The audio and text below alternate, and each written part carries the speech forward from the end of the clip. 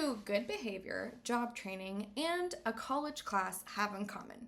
In some states, they can shorten your prison sentence. Hey everyone, and welcome back to Beyond the Bill Number, the podcast where we take legislation that sounds technical and reveal why it actually is and why it matters a lot. I'm Sarah. And I'm Stephen, and today we're diving into a topic that sounds like a math problem, but is really about something much bigger: time itself. Time. This episode is all about time. How it's served, how it's reduced, and who decides. And not time like we're running out of it before the ice caps melt, although that is true. Time like the criminal justice system. And can any of it be earned back? Exactly. Because across the United States, state legislatures are quietly revisiting one of the most fundamental questions in criminal law. Is a sentence really fixed? Or can it change over time? Okay, so today we're going to be diving into prison sentences, time, some statistics there. Obviously, it's pretty crazy here in the US. We send a lot of people to jail for a lot of time. But I wanted to take a quick second here at the top to look at how this does look in other countries and maybe how this has changed over time. Because it has changed, so it's not completely ridiculous to think that we might change ourselves over here. Yes, absolutely. It really is. And certainly from a European perspective, when we look at the American criminal justice system, and particularly the way you punish people, the choices that you make about punishing people, both with sending people to prison and the amount of time they go, what the prisons are like, but also obviously the death penalty that we've discussed before. From a European perspective, it does all feel a little bit medieval. And so if you go back to the Middle Ages, then crime and punishment's very, very different. You didn't really have a police force. You didn't really have much of a court system. It would just be probably one person, the local magistrate, making decisions. And the punishment was obviously decided to fit the crime. That was the key thing here. So it was all about retribution. It was about making offenders pay. So obviously the punishments were often quite brutal. There was a lot of death penalty for quite minor crimes, a lot of like maiming and torture and beatings and, just really nasty stuff. Because it was about saying, okay, you've caused harm here, so therefore you should suffer harm yourself. And that was really what it's about. They used to punish animals for committing crimes as well. It didn't even matter whether you were actually had enough of a sort of sentient being to actually make those choices. So they would literally put horses in trial and things for kicking somebody.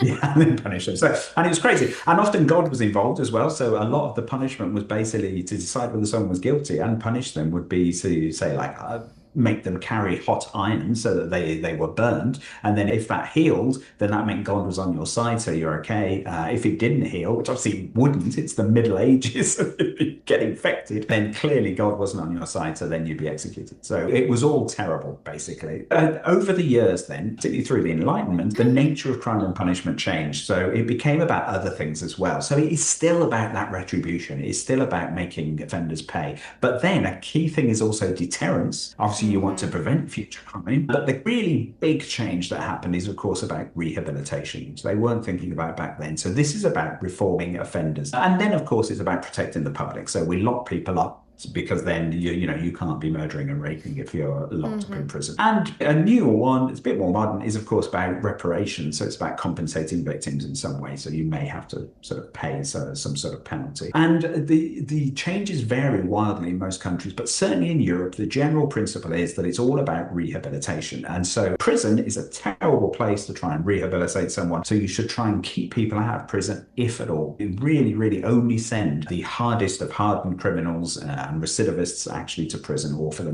very most serious crimes. For everybody else, find something else. And it does come down to this idea that once you send someone to prison, it's a school for crime. You learn to be a better criminal. When you get out, you're institutionalized. You can't survive properly in society, and no one's going to give you a job. So what options have you got but to go back to crime? So it's to avoid that kind of trap that people find themselves in. Right. And it's also a reason that a lot of people commit crimes is because they're in a bad place, and it's not because they're bad people. Yes. Especially here in the States. We have affordability crises here. It's really hard to make things work in the right way. And I mean, you can. Yeah. People do every day. But more crime happens when people are struggling more. And it's not that we just have all of these terrible people. And so then when you put people in prison and put them at that disadvantage of being taken out of their life, maybe away from their families, their kids, and then having these things on their records and having issues getting jobs that could help them, it is kind of this self-fulfilling prophecy that we just can't get ourselves out of here. It's quite an interesting dynamic that we're just got our teeth sunk into and we're not letting go. Absolutely. And there's a very left-right split here, as there's so many things. So if you look at a criminal, a right-wing person will tend to say that's their fault. They had a choice, they've made the wrong choice, therefore they should pay for it. A left-wing person is much more likely to say it's not really their fault, they're a victim of their society, they're a victim of their circumstances. It's our fault as a society. We failed them, and that's why they've become that criminal. So therefore we should help them rather than punish them. And that's certainly the Scandinavian view. So if you go to Copenhagen, I've been to Copenhagen a couple of times. It's a lovely city, absolutely lovely city, and virtually no crime. It's virtually a zero crime rate in Copenhagen. The police have virtually nothing to do. They just wander around to talk to people. No, there's no crime. And they have, obviously, it's a very strong welfare state, very high taxes that pay for a comprehensive system of support, starting from a very early age. So you eliminate a lot of those social ills that then cause people to become criminals. So if you look at who's a criminal, it tends to obviously be people from lower income groups. It also tends to be people who have learning difficulties. A vast percentage of people who are in prison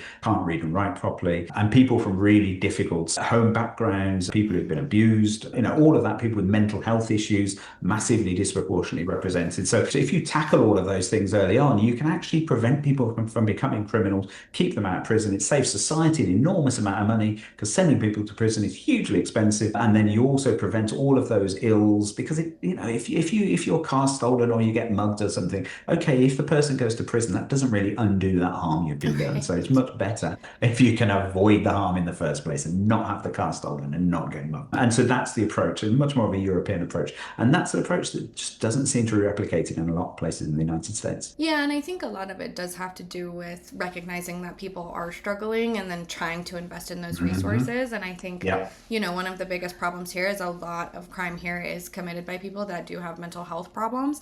And it is so hard to get the right programs in place that can help support people in those kind of crises and those situations. And there's things that are really immediate needs if someone is actively in crisis, but then there's a lot of things where people need prolonged help, prolonged support.